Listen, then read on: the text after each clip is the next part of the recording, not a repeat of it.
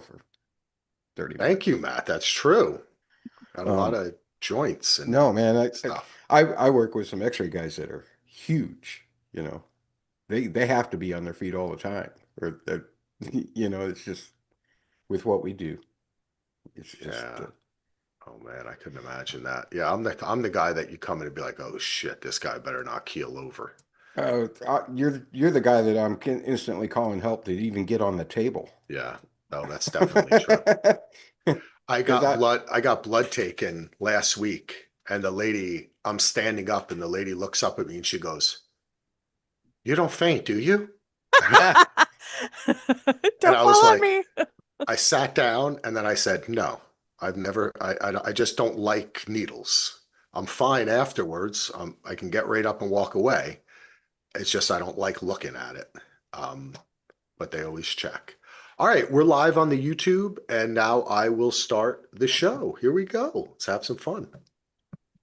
All right, everybody, welcome back to Podcast Winterfell Presents A Night of the Seven Kingdoms. We're here to talk about A Night of the Seven Kingdoms, Season 1, Episode 1, The Hedge Knight, directed by Owen Harris, written by our showrunner Ira Parker, and the man himself, the Scourge or the gift from Bayonne, George R. Martin. My name is Axel.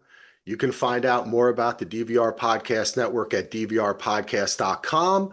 You can become a patron at patreon.com/DVR. Lots of exclusive pods.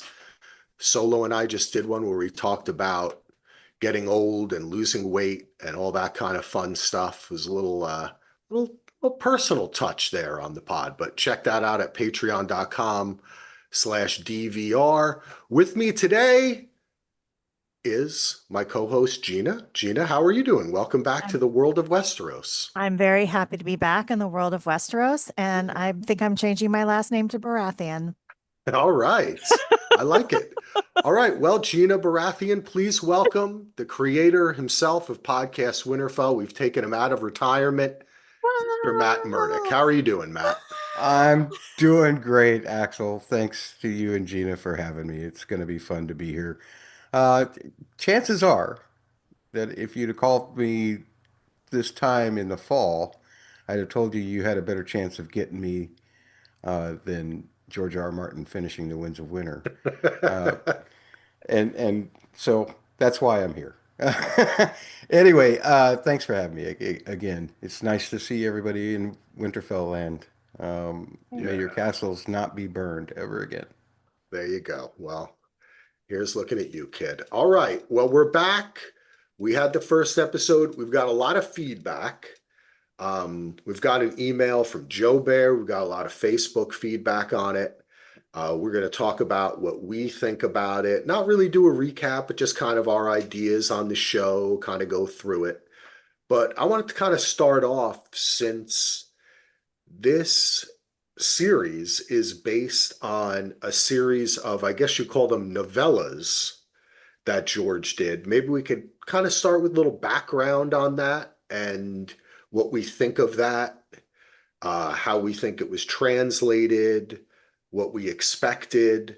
Matt, I'm assuming you are a reader of what so far there are three published novellas in the Right. Hedge Knight series, right? That's correct. And I think George even had outlines for as many as six other ones on top of this, but he never got around to it. Just like he never gets around to anything these days except make more television shows, which is fine. Except Good for talking George. shit on showrunners. Yeah, yeah, he does kind of backstab them sometimes. Yeah, Talks about how great they are when it's footage for HBO, and then goes and writes on not a blog. But I'm so glad that you mentioned the credits up front about who the writer was, because I mean, call me thick as a castle wall or dunk the lunk. I thought that for sure that this was Bruno Heller's show. I mean, up until like a week ago, I was convinced it was Bruno Heller's show. I don't know what made me think that, but Bruno's. I don't know if his project's even going on any further. But yeah, I was there's telling so friends, many of "Oh, them. it's Bruno. It's Rome. It's gonna be great." and then we get a Monty Python skit in the first 10 minutes, which was fine. I like that they're approaching it as being, it's kind of crappy to do that to Ramin, but yeah, the three novellas are, yeah, pun intended. Uh, the three novellas are fun reads. This is not my favorite of the three novellas that this season is based on. Gina will probably know Cheque Water when I say that. Um, I've or read have you them read? and I don't remember. I remember very little. So it's Yeah. almost all brand Yeah. new to me again. What I will say about the show, Axel, is there was some dialogue taken straight from the first novella, from Yeah, the Hedge Knight. Maybe the characters weren't exactly as you would have envisioned them, but I think they were actually improvements, especially with a scene that was written for the show that is not in the novella, and that's the yeah, Lionel Baratheon tent. That was a So great. magical scene. I love that. Made me because you don't really get to know Lionel all that well in the novella, and now I feel like I totally rooting for this dude. yeah, yeah. So there are three of them, and I guess the plan is to do a season for each of the three, and then they have some kind of outlines that's been talked about for like 6 to 12, or how many other that they could keep doing as they progress in age as well. Because I only listened to the first one.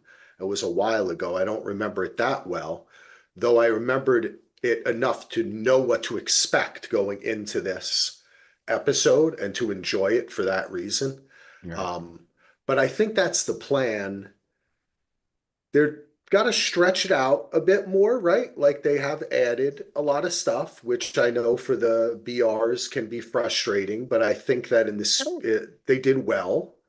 The yeah. spirit is still remains. Agreed. I mean, I had no problem with anything that was added or whatever. I think a lot of people are concerned that there's so little material in the novellas that it's hard to get 6 episodes out of it. I've seen some people say, why not make three great movies? But I don't like that idea either. I'd much rather, this gives you a chance to add to the lore of Westeros and dig into some things that, whether they do it or not, I don't know if they will, but if they want to tie it to some of their other in-universe shows, there are ways to do that, I think, as well. Totally. Yeah. Yeah. So I think it's a good plan what they've got right now. I, Yep. I'd be a little hesitant about going beyond George's words again. And I mean, if George is giving them the outline directly for something beyond 3 seasons, and that's probably okay. But we kind of saw how it can get a little bit testy with the fans when showrunners are forced to go beyond what has been written. Yeah. Well, and it kind of lets George off the hook though to finish writing anything. He's like, ah, you got the main plot points. I'm good. Nah, I don't need to finish writing anything. Well, okay. I've been waiting for Winds of Winter for 15 years. I've been waiting for a fourth Dunk novella in Winterfell for close to that, maybe even a little bit more than that. So, I, nothing against George. If he wants to make TV shows, that's fine with me. Um, just quit promising things. So we just have to lower our expectations, But appreciate the things we get in life, right? That's It, yeah. it's generally that's good in all ways. But Gina, how did you feel about your experience with, you said you read them, and how did it translate in your mind going in and watching this episode? Yeah, I mean, I did read them so long ago that I remember just a few points here and there. So for me, it's nice. It's kind of it's still very fresh in a way. Like I know some of the high points, and kind of the main gist of it, but I loved it. I think this has been super well cast. Dunk is like adorable, and supposedly this actor is listed as 6'5" and a quarter. Um, so that's how tall he is. I Yeah, just he have to is think, tall. oh, this poor kid, is like first 5 minutes on screen and he's just taking like a projectile shit. Um, It's like, okay, he's all in. He's all into the Game of Thrones world. Um, but it's just much lighter than I think anything we've seen in this Yeah, world, which is a nice change. I kind of thought, oh, it's like if Game of Thrones and Little House on the Prairie had a baby. This is kind of feels like what it is. You're still going to have some of the sword fighting and everything else, but I think we're going to have a lot more kind of touching moments and relationships and, beautiful scenery. No, I think it's a good start. Love Lionel Baratheon. That's why I'm going to change my last name. Um, Finally, a Baratheon I can get behind. Like, yeah, him for king, or maybe not. Just he's a great lord and having a lot of fun. And oddly reminded me of Tyrion in a way. I think it was mainly the hair and the voice, yes, but and the spirit of partying and talking, conversing. He was. There's definitely a hint of Tyrion Lannister in there, or yeah. maybe there's a hint of Lionel Baratheon and Tyrion Lannister. And this guy, the last time I saw him wasn't he in that show The Gentleman on Netflix, which is the Guy Ritchie TV series based on the movie that was with Matthew McConaughey. I think he plays the brother Mm. in that, and he was really good in that. So I really liked him in that one. But oh gosh, I was trying to find what the fuck. Why is Facebook like kicking me out? Sorry, that's not interesting for the. Someone had a good. Well, I'll just keep talking then. Oh, I have to sign back in. All right, this is very Oh, interesting on a that's weird. podcast. Nothing more interesting than signing into websites or Googling on a podcast.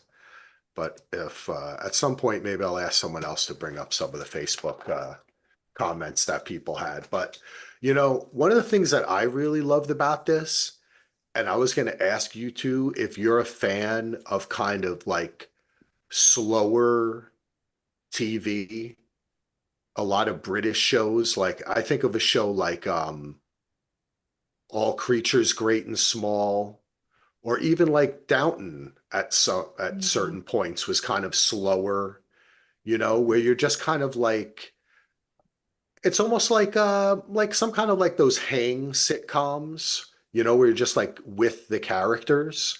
And I feel like this show provides us an opportunity to just kind of be in the world of Westeros from a different perspective, from the ground level. Dunk does a lot of looking. He's tall, so he does a lot of looking around, and that provides the director in this episode and the cinematographer to give you these perspectives of him watching everything. So Mm. you kind of see them setting up the fair, and even the first shot with the tree and he's sitting there. It was just everything about this was very slow and methodical and beautiful. And I was expecting that. So that's kind of what I expected from this show. And I Mm. got exactly what I was expecting. So I was very happy. I think other people may have been waiting at some point for like him to look up and a dragon to be in the air or something, right? Like, or like Dragons are some over. magical, you know what I mean? Or like he gets a chill and like all of a sudden a vision of the White Walkers, like Yeah. I think I see some reactions where I feel like they were expecting something like that. That's the only negative I'm seeing. So I Yeah. think looks like it's being universally praised Yeah. for those who kind of accept it for what it is. A little silly, yeah, the shitting thing, and it does take you out a little bit. As Joe sent us an email, and he said that is only for the audience, like the little Game of Thrones theme, and then the shitting, right? So that Well, does yeah. not in any way exist inside the world, Right. unless he was thinking of that song, which they have played in the In the Dance of yes. Dragons. It does exist Yeah. within the world of Game of Thrones, that Yeah. song. So it could be that he was thinking of that in his head and then doing the shit. You know what I mean? Oh, So you darn it. could. I was just hoping that was Dan Romer's joke on Ramin.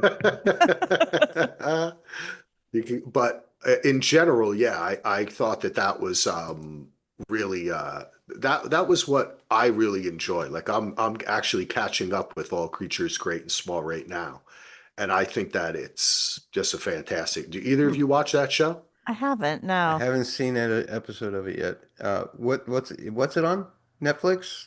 HBO? It's on PBS.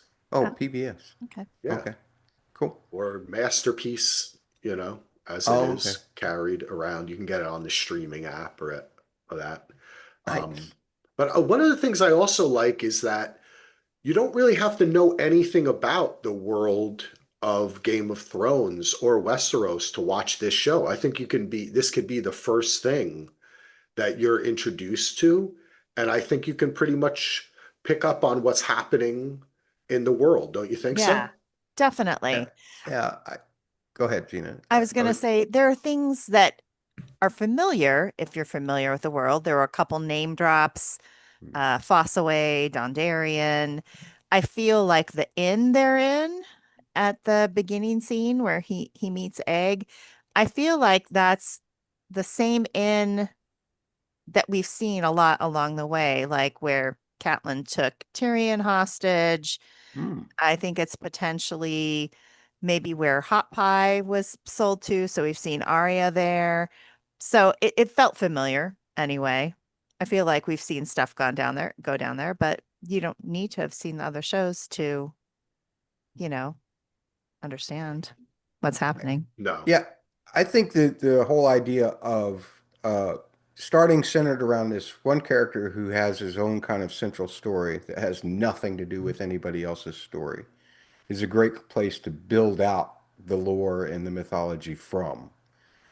And I think that as we go through the season, you're going to see more and more connections naturally to things that might be more recognizable to those worlds. But like you said, Axel, I think that this is kind of a good Game of Thrones 101 almost in terms of a place to Yeah. start and let the world get bigger and bigger. Because one of the fun things about reading the novellas was finding some connections with some characters that Dunk interacts with or whatever, and how that relates to the larger story that Georgia was telling. But you don't have to do that in order to still have a good story. So uh, Ira Parker's got a whole lot of great options that he can do whatever with, or George can guide him towards, or what have you, as they go along with these seasons. Oh yeah, definitely. And they did great casting. Like you're saying, Dunk is Yeah. fantastic. The kid is Egg is fantastic. Yeah, that kid Um, won me over. Has Game of Thrones ever had a bad kid actor? I mean, Maisie, Sophie, um, most of the kids in House of the Dragon are pretty good. okay. Yeah, they've all been For a pretty good. second there, I thought you were going to call Joffrey a kid, but I'm glad that you didn't do that, Matt, because Well, His Highness He, would be I upset got, about he and that. you was know He is pretty a what? young man. then. He's a He was young man. when he was casted. Uh, He was born a I still man and a look at him as king. that boy in Batman Begins Yeah. Oh every gosh. time I see him. And I think that poor kid, they made him be such a terrible character on television. Um, that's what I think when I think of poor, I'm a Joffrey podcast guy, so Joffrey Baratheon did nothing wrong. You people are crazy. There you go. Exactly. Um, but yeah, there would be. I think it's interesting too because the other part of it is it still contains cursing, some sexuality, right? Yeah, a lot more Violence, mild kissing, Oh, shitting, yeah. normal. but mild. Yeah, that's what I mean. Mild. That's like it's an entryway into this world. Like you could see, because I kind of think about that. We're so long into talking about this show and watching this show in this world, right? That like Matt and I were talking before we started recording, how the streamers now cancel everything just like the networks used to. Mm, And back in the yeah. day, it would be like everything new, everything old is new again. Um, but in the same respect, uh, with this show, they're providing us an opportunity as an entryway into this world that's maybe a little bit more, I don't know. I mean, it's still rated R, but like PG-13 Yeah. It's or definitely something like so that. You could far a watch little it more. first, Yeah. you know? So far a little more PG-13. It has the kid in it. We haven't seen boobs yet. We've only seen the crapping scene. Um, which Oh, is funny you, to a lot of kids, right? They'll be like, ew, gross, ha. you know that one scene where Dunk walks in, following the two gals of the night doing or sex workers doing their thing to the dead person. I thought, oh Uh, no, are they just gonna rip that girl's shirt off just so that they can say well, it's Game of Thrones? But they were pretty cool about it. yeah. Well, there is that part It when he's was, pretending in the beginning when he's like, "Sir, stop your raping." Like, I know. Well, that was Oh. maybe that was just right? a message for the audience to say, we're not going to Yeah, be that show. Well, exactly. I And I like actually that. wonder if it's a bit of foreshadowing and he rescues some maiden along the way True. from that fate. And we actually see him not be this mellow, sir, stop raping, but like goes into like, you know, honorable knight, I will take you down and end you mode. Well, that's that is a little bit of a plot point, right? When he stops and watches the show The with the puppet man. dragon Yeah. that's taking place, right? What are they reenacting there, Matt? Do you know what were they reenacting a specific I'm scene sure from they the were, lore but or anything? I couldn't tell you. I'm not that good. If you took the dragon out of it, I almost felt like this is Dunk's story because it said something about a kind of like a guy who maybe wasn't pretending or wasn't recognized and he was finding his strength or his way. And I was like, I kind of Oh, felt it's like it was metaphor. almost his story, but Yeah. then there was a big dragon in the background. So I'd probably Hmm. need to rewatch that again and pay a little more close Maybe attention. the dragon is the other shows that are looking over his shoulder. Oh, maybe the dragon is Egg. Wink, wink. Ah, there you go. Sorry. Interesting. But he does see a fair maiden there that he takes a Mhm. liking to. They look like they might lock eyes for a moment. Mm. That was a little interesting part there that took place. Some other connections I noticed. The coin had the Targaryen. Didn't that have the Targaryen symbol? Isn't that what that In was? that first place that Dunk stopped, Yeah. yes, That yeah. was a Targaryen. And there was a Targaryen at That that was a inn Targaryen, too, the with his drunk head guy. down. Yeah. Yes, yeah. Yeah. Well, So the he thing was a that I caught Targaryen who from went it, upstairs. yeah, the thing that I caught from that whole scene, um, which is, I don't know if it's quite as obvious in the books. I suppose it is. Why would this guy have a dream about Dunk? Was he just drunk? Or is he perhaps Hmm. the same way that Bran is, or Jojen was, Ah. a Well, green seer of sorts, a and dreamer, and Helena and and even Viserys? yes. Yeah. So I think that is I think one of their kind of mystical powers that might have also been interpreted as madness in the Targaryen clan that they do Mm, have these dreams and these visions and Khaleesi even said I dreamed that I if I put these dragon eggs into the fire I right? would have dragons. So I think that's a kind of a family trait, I Yeah. guess. Well, Yeah. and I'm not going to go too much into the lore here, but the whole reason the Targaryen family survived the Doom of Valyria at all Yeah. Hmm. was because of a dream. Yeah. So that the daughter had or something and convinced her father Yes. to take everybody away. So Yep. you don't. That's definitely a trait, and the Targaryen coin, coupled with the fact that this guy's talking about dreaming, might tell you that guy does have some status, Yeah. And that we may be seeing him again, and perhaps that in the we show. may be Because seeing him again. that's the thing we don't know too. As we watch a first episode, certain characters may not come back till Right. later. They might not come back at all. We're kind of still trying to figure out what this world is. That was one complaint that came out, which was um, the way it ended, that people felt Just like it kind of didn't really, stopped. yeah, it just kind of stopped, like they went to bed or it just kind of stopped. And I like that because it feels like a chapter in a book to me. Like we're going to get Yeah. to the next one, and people are going to watch it like that. We are watching it week to week, but after that, there'll probably be more people who will That watch will it binge it. Yeah. streaming. Yeah, they'll Yeah. just go to the next episode. So, in a sense, I know that it's the old like TV as a novel versus like your serialized versus chapters that really are self-contained. But I think it really works for this. Yeah. Um, I will read one. We have an email from our good friend Joe Bear, and it is a little long, but I'm going to go through it. Here we go. Thanks, Joe. While I am beyond excited to have another Westeros show back, I gotta say, when the episode was over, all I had to say was, huh? If there had been another episode ready to go, I felt very little momentum to even want to watch it. Oh, Hmm. now everyone else seems to love it, so I think I'm in the minority here. Yes, you are, Joe. But for me, I had this strange feeling of why should I keep watching this? Because it's awesome, Joe. It felt like there are no stakes, no intrigue, and the humor didn't work for me.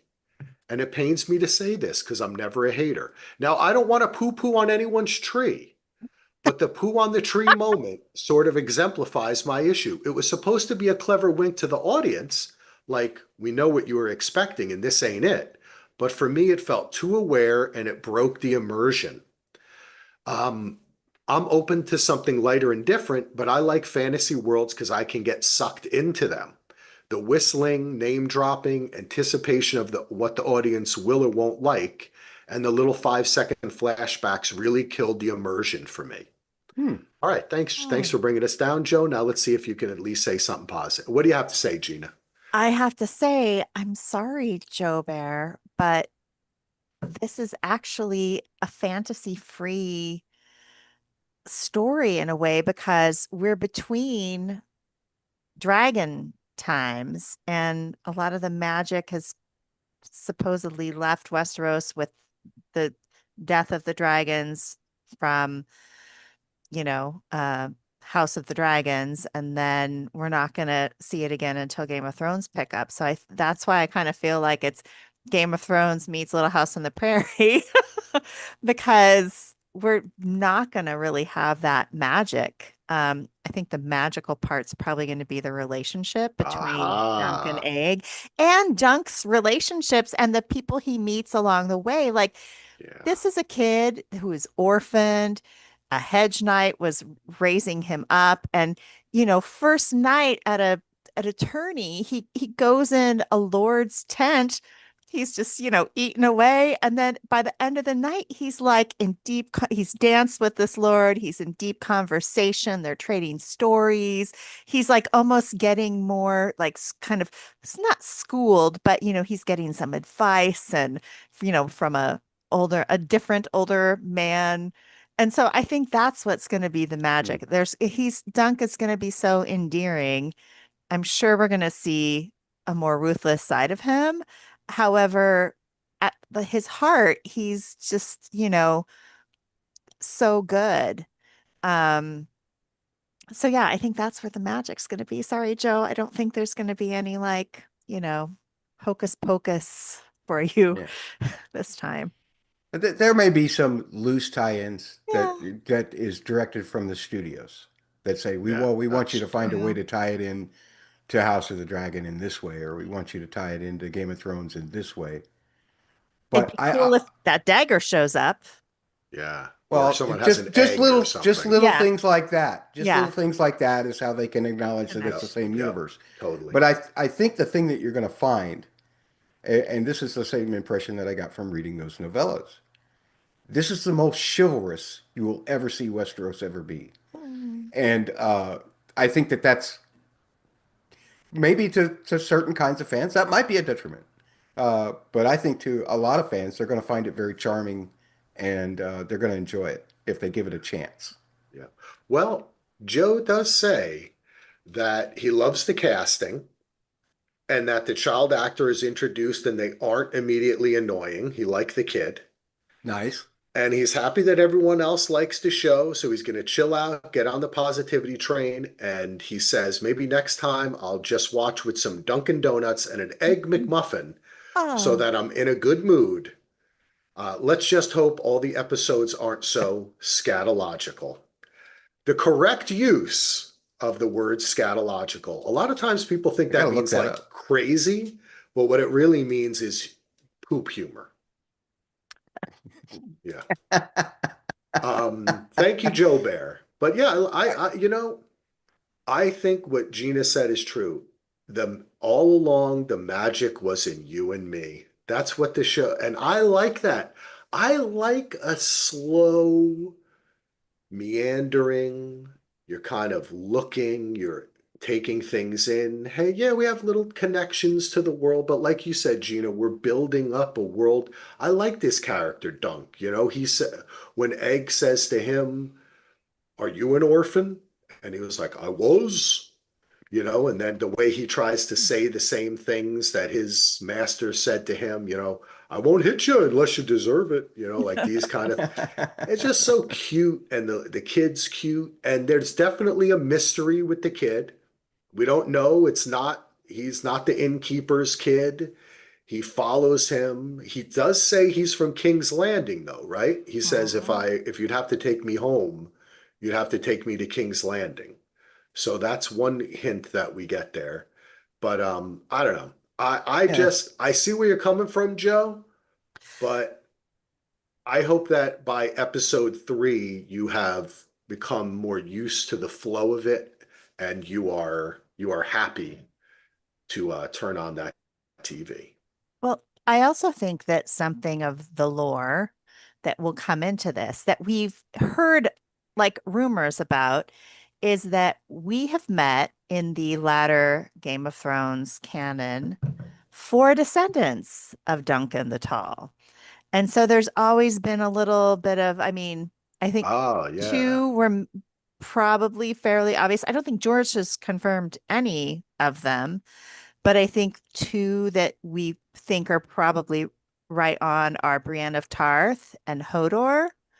And then the other two, I think there's a lot of bickering about who they could potentially be. So I like think who? Like the Hound, or I'm just thinking of the anybody that's Clegane brothers tall. did Yeah, come up, for sure. Uh, Gren came up, who's at the wall with John. mhm. yeah, And then okay. there was another one. What did they call him? Like Small Paul or Small Pete, or there's another character that I don't really remember because I don't think he Interesting. was really prominent in the show. He was more in the books, but Right. so we'll get kind of get to see, maybe we'll figure out his progeny, how his descendants came to be. Right. And although it hasn't been addressed in the show or any of the shows a whole lot, naturally it couldn't be in House of the Dragon because this would have happened afterwards. But there's a great deal of mythology about dragon eggs and that kind of thing, Yeah, uh, and certain occurrences that might have happened at a certain place that nobody in the modern Game of Thrones world seems to know where it was at all. But that something allegedly happened there. There might be some allusions to that as the series progresses, but I think you got to get to know these characters first yeah, before you start dumping any of that stuff into a first season. yeah. You got to, on the other hand, if you think about how efficiently they defined Duncan's character at the very beginning, in like his first couple of lines, I don't have the right words. There ought to be a septon here. That tells you two things about Dunk right Yeah. away. And it's that he really thinks hard and doesn't always get it right because he doesn't have the right words. And there ought to be a septon here, shows you that sense of honor, that he wants to honor this person he's putting in the ground by having the proper words spoken, by having, uh, you know, somebody who's of the faith of the seven be there to make this so that, I guess, so that Arlen doesn't go to seven hells for hitting him 17 times in a row in shots on a camera. Um, but Which I loved. I loved those little cuts. I thought that was great. I enjoy that in a show. I thought it worked very well. yeah, yeah. I'll tell you what, more than the poo scene, what bothered me was that Castellan kept trying to hawk up a loogie That to me sounded Oh, so that gross was and was oh, that's reminding That was me so bad. gross. reminded me of the fact that what I'd just seen. It's like, do you really have to dig the knife in that far? I'm already dead. Yeah, I You've know. It's already cut the nerves. it's almost a throwback to when Sam um was going through his training, which I think we called like the soup poop shoot loop, and it just kept going when he was changing the Oh God. bedpans and then the soup, and he Yes. was like, Yeah. ugh.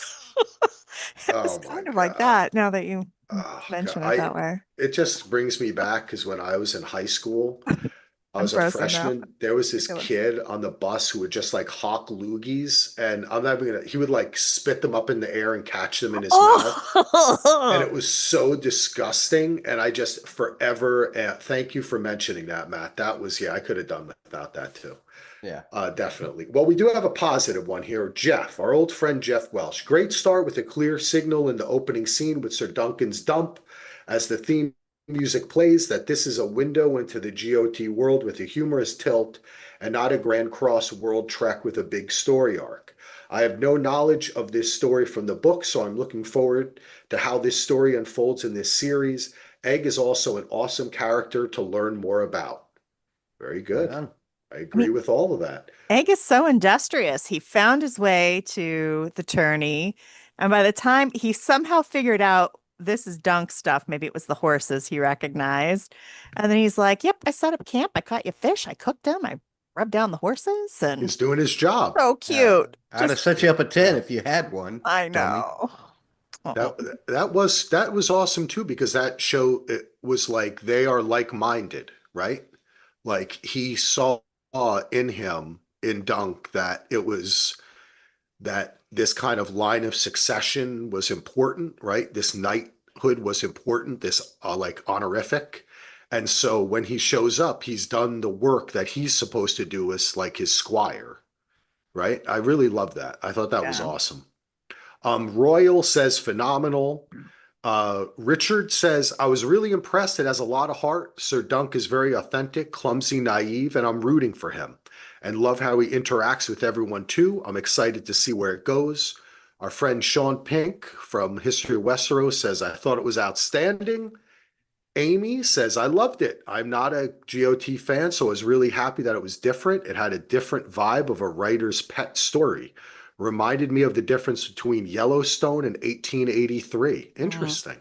that is interesting. Hmm. Interesting. Kelly says, I love that it has a different feel. It's a little more sardonic. And our friend Amy Archer from Little Miss Recap says, we enjoyed it. I wish the episode was a little bit longer and meatier, but I think that's coming. Actually, from what my understanding is, this is probably going to be the longest Yeah. episode of the whole season, unfortunately. And please ask your listeners to stop being so intelligent and using words that I don't understand. Wow. Like scatological? Wow. Scatological, sardonic. If it starts with Sardonic. an S, I probably don't know it. Well, we appreciate. Thanks everybody for chipping in on that. It's good to hear because I wanted to know too. Looks like the reviews are good. I really loved it. It seems like people are picking up on the same things. I'm interested. Now, our friend Heath Solo did send an email, Uh-oh. and he felt a bit like Joe Bear. Spoiler alert. Oh. Well, He Heath says, is the one that likes explosions. that's true. He says, I'm so happy you're covering this show. Please send my best to Gina and the OG Matt Murdock. Can't Hi, wait to Heath. listen. Hi. I really don't know what to expect from this. I really didn't know what to expect from this show. I've seen a trailer or two and remember Matt and Bubba referencing some Duncan Egg book. All the time, I thought his name was Duncan Egg. Anyway, some of my points. I'm excited to see more of the humorous side of the GOT world. Number two, didn't need the shitting scene. Number three, George Clooney was really good. I think he's talking That about guy's Art way better than George Clooney. George Clooney's Baratheon. dead to me. I know. It got me laughing Um, so hard. he I had to cover says, all myself in up. all, I didn't love it, but did get drawn in. I'm looking forward to future episodes. I already care more about the characters in this one episode than any of them in House of the Dragon, but I do love Olivia Cook. Thanks. Mr. Solo from Parts Unknown, aka Burbank. Um, yeah, definitely a great job of establishing the character with just a simple story, Yep. right? And sticking with it throughout. I mean, that is some of the complaint of House of the Dragon that you don't, seems like it's going through plot so fast that you don't have the opportunity to really get to know the characters. But I didn't really feel that way. I kind of love House of the Dragon, but that's me. Yeah. Yeah, I think that was more the first season where we had so many like time jumps that was annoying, Yes. but Yeah. it's settled in a little more. I and the other thing as far as House of the Dragon goes, now in retrospect, and I don't know what the original plan for how many seasons was, but you know that if as soon as any company gets a hit, they're going to say, "Hey, can you make this longer somehow?"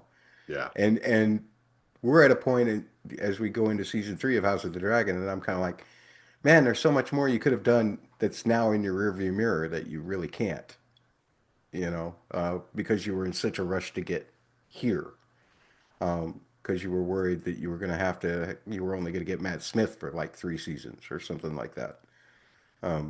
So we'll see how this pans out. Yeah. 3 novellas, as you said, produced for Dunk and Egg by George. And then if there are plans for more, great, there's plans for more. But the nice thing about these kinds of stories is they're all self-contained. Like the difference in the books, there are years of jumps between the different novellas, right? Mhm. So uh, you don't have to have this continuing muscle and steam building thing Yeah. happening over the Get course to of a it. long period of a show, just over the period of, you know, a season. Yeah. And I Well, think they started off right. yeah. Well, that's always the kind of credit I give to Game of Thrones and House of the Dragon. Any show you have that's so large, and involves so many people, the stuff that goes on behind the scenes can be so difficult. They were able to translate the production values to this show, but with kind of a just these two main characters, it does give an opportunity to tell. It gives freedom, that you Yeah. don't have with a cast of like 20 or 30 that you have to hit. Oh, we have like, we had the problems in the Game of Thrones times when it's like, oh, we haven't seen Arya in a little while, so let's add some scene in the Yeah. that we really don't need just because we need to see her. You know what I mean? Right. So they can kind of just move more slowly through this world, which I think is going to be, it seems already people are picking up on that. And I was just thinking this world does, it's I think they say about 89, 90 years before where Game of Thrones starts. But there's a chance we will see two characters from Game of Thrones as their younger selves. And that's Aemon Targaryen and Old Nan, maybe from first season Oh, up in interesting. at Winterfell. So, and Aemon Targaryen, who of course was the Maester of the Night's Watch, who passed away, I think, in the or third season. Third season, I think. Yeah, he was there for the Battle of the Wall, wasn't he? Yeah. So fourth season of Game of Thrones, Fourth, he Oh, maybe. he's there. fourth season. Yeah. Okay. Oh, It's been so long. don't you Yeah. know Oh, who I I know. am, son? It almost seems like it's worthless to even try and keep track of it because they are still all 3 series is self-contained within the Yeah. series Yeah, itself. But a lot of book readers task themselves with looking at the whole larger picture, and sometimes they conflate that into things that don't necessarily go with good television making. yeah. Right. Well, we'll see. Well, as we move along into this, I guess the plot points coming from this episode are, will Dunk be able to enter into the tournament? He needs to have somebody vouch for him, right? Because his efforts to have, who was it, Dundarian, Right. vouch for him were not heeded. So maybe he can somehow go back and talk to Lionel, Lord Mhm. Lionel, and maybe he can vouch for him, right? Mhm. Because they have such a, like Gina, you said, their little conversation was kind of so sweet Yeah. too. He's like, I can't even buy back my horse. He's like, what's a knight without his Yeah. horse and his sword and all? Like it was just kind of sweet. I like that character too, that he didn't all of a sudden like murder him or do something like when they were the dance. Everything was great about that. Yeah. We have to try to figure out who is Egg, who is this young boy, why is he there, how is he following him along, um, and will Dunk catch the eye of the young maiden again? I think now we did also meet. There's one other person we met along the way that may become, I don't know if throughout the season this person is going there, this person's going to be involved, but when he was remember when he was challenged to fight the Yeah, squire Yeah. Stefan Fossaway. there, yes, I think that this may become a friend of his, maybe kind Yeah. of, Oh, you know, Well, Ryan was the squire, right? The okay, younger Ryan cousin. was a squire, okay, Raymond. Raymond, Raymond, pardon me. Yeah, there we that's right. go. So Raymond, I think he could also become a mate here during this tourney. And you know who Hmm. he reminded me of? And I think it was more because of the leathers he was wearing. He reminded me of Podrick, Oh yeah. of Podrick Payne. So You that's really reminded me of Ed Sheeran. yes. Because of the red hair. That was Dondarrion. No. Well, That no, There you that's go. true. he's That's true. finer. Speaking of Dondarrion. which, did Yeah. you make that family connection, Yeah. Axel? Oh The yeah. Yeah. Dondarrion family connection? Yep. Yeah. Nice. Well, and the Definitely. Fossaways, I don't think we ever met a Fossaway, but at one point We, Sam's sister says, Father wants me to marry someone Fossaway. And she goes, he's got yellow teeth. And so I was like, oh, it, so this is that family line. Got there it. may have been a Fossaway burned or something on That's true. Dragonstone at one Yeah. point or something like that, but that was about it, I think. Oh, Here we go. Well, we shall see. Is there anything else that you want to bring up, Gina? I don't think so. I think it's off to a good start. I think it's going to be a sweet show. I can't kind of I think we're kind of watching this guy Sir Duncan grow up in a way, which is odd because now he's got this really young squire he's taking care of as well. So they're gonna kind of grow up together. It's gonna be Nice. cute. It's gonna be great, I think. Cute. And Matt, any final words for us on this or anything else you want to say? Well, I can't let this podcast get away without talking about Romer for a second. Dan did a really good job. Um, I'm not a big fan of the whistle theme. That seems like it's kind of going to be the buddy theme. That seems a little off-brand to me. Uh, but it wasn't offensive in any stretch of the matter.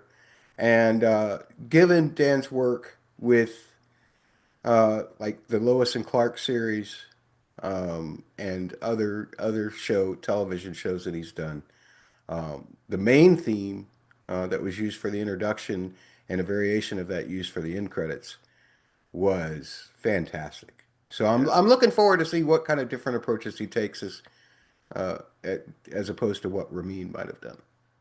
And that's And it. yeah, we should thank you, Matt. I was going to ask you about what you thought. I'm glad you brought up the whistling because at first it's because that immediately evokes like a Western kind of theme to me. Hmm. And but then it kind of, I don't know, it's it had like a folkish texture Right? that really kind of made it work for me. So at Yeah, first I was taken aback, but then it worked for me because I picked up on the kind of folky aspect of it, you know? right. Yeah, I think the accompaniment was done by certain types of lutes and those kinds of strings as opposed to a regular guitar. And the regular guitar would have definitely said, uh, this is more a Western theme or whatever. I just wasn't, it was the actual timbre of the whistling that I was just kind of like, whoa, Mm, what's yeah, this? it was Uh, different. and there's nothing wrong with it being different. I want it to be different. If this show is going to set itself apart from the other two shows, but stay within the universe, then it should be different. Um, that theme actually felt very almost kind of sad, but also at the same time felt like kind of like a buddy theme. Maybe Yeah. not the first time we heard it in the episode, but then when he's talking to Egg and you start to hear it again, I'm kind of like, oh, maybe it is a buddy theme. We'll see. It made me think of Matt. I remember in the finale with the piano, and I remember I think you said something about how when music takes like Joe Bear said, where it kind of takes you out, Hmm. where the chant, because you have to take a chance, you want to gain, you want to uplift the audience, you want to evoke the emotion, but sometimes you take the wrong turn and it strikes a chord that actually is like dissonant, where it Yeah. creates a valley between what you're watching and the music and yourself. Right. Right. But I that's what I first kind of felt, but I could see people that, yeah, I liked what you said about what they were using as the kind of instrumentation in the back of it, right? Yeah. Background. That was good. Yeah. The accompaniment was very good. And again, Dan, it's your show. I hope that you continue to do things to make me say things like that may seem negative, but they're really not. It's a new way to look at the way the universe's music Yeah. will be portrayed because Ramin's a busy guy. He's not going to be able to do every series, folks. I don't know if he's even scheduled to do House of the Dragon season 3 yet. I haven't Hey, heard one way or the other. he's got to Um, use his Westworld theme for Fallout. If you watch ah, Fallout, it's like Oh just my sounds like gosh. West. I think he Oh was a boy. little bit like cut and paste. yeah, Uh, he's a busy guy, man. yeah, My buddy Lauren Balfe, who I can actually say that I am kind of a buddy with, uh, he got himself spread out over so many shows, like His Dark Materials, The Wheel of Time. He was doing the Mission Impossible movies. He was doing all of these things at one time.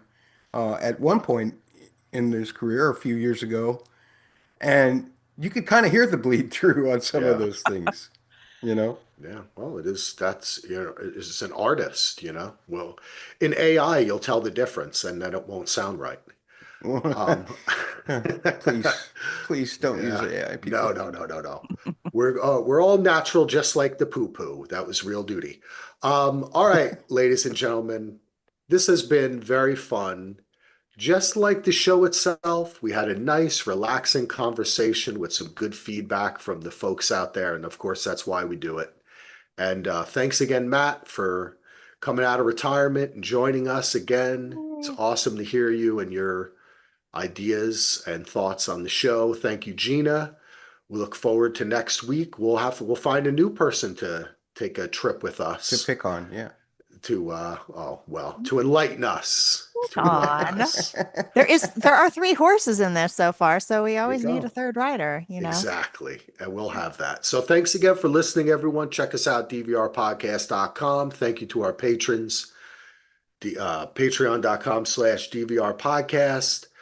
Heath and I are recording Hijack episode 2 tomorrow. We'll try to do it in 22 minutes. We'll see if we can do it. Probably by the end of the season, we'll be up to. We're trying to do this, Matt, where we set a time limit and not go over. So we set 15 minutes for the first episode. We got to 22 minutes. So we're see if we'll stick to the 22 minutes. And by the end of it, To you'll be keep at it an hour and 30 and it'll be exactly, fine. exactly. We'll be up to a regular episode length. Thanks again, everyone. Let me stop the old YouTuber and the podcast as well.